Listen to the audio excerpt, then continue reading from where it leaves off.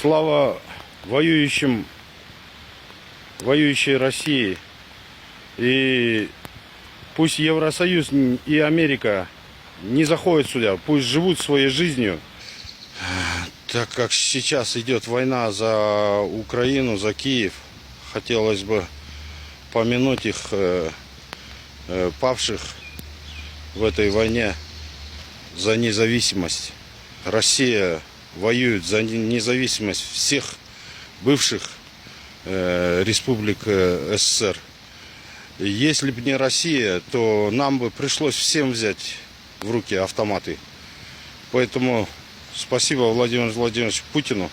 Мы будем его поддерживать и говорить слова благодарности.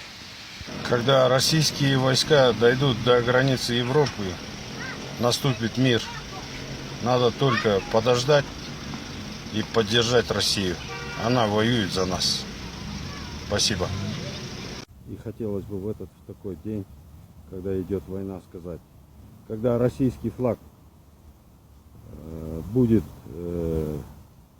у западных границ, то тогда война закончится и наступит мир. Давайте поддержим Россию в этой святой войне. Пусть они изгонят этот Евросоюз, Америку за границу Европы.